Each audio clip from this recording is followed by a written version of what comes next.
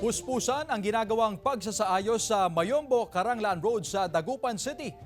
Dahilan para magdulot ito ng mabigat na daloy ng trapiko sa ilang bahagi ng lungsod. At para sa detalye ng balitang yan, may live report si Claire Lacanilaw Dungca.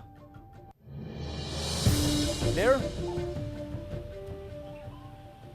Chris, sa mga oras na ito ay nakararanas nga ng light to moderate na daloy ng mga sasakyan na dito sa bahagi ng Karanglaan Road dito sa Dagupan City. Ngayon nga na ipinatutupad pa rin ang one-way traffic scheme ng Public Order and Safety Office. Kung mapapansin natin kanina, Chris, ay pagdating doon sa bahagi ng boundary ng Dagupan at Kalasyaw ay nakararanas ng moderate to heavy ang daloy ng trapiko. Nagkakaroon nga ng bahagyang build-up pagdating doon sa boundary.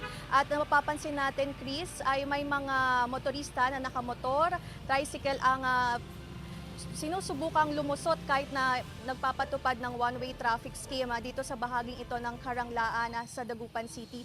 Nagpapatupad nga ng one-way traffic scheme ang Public Order and Safety Office nitong August 16 upang bigyang daan nga ang ginagawang konstruksyon sa road elevation project ng DPWH at patuloy naman ang abiso ng Public Order and Safety Office sa mga motorista.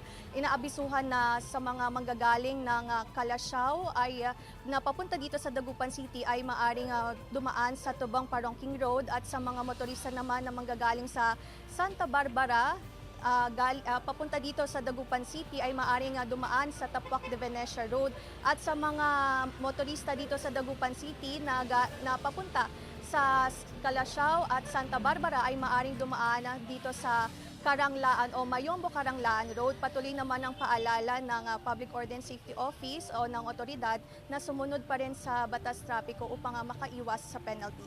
At yan muna ang latest dito sa Karanglaan, Dagupan City, Chris.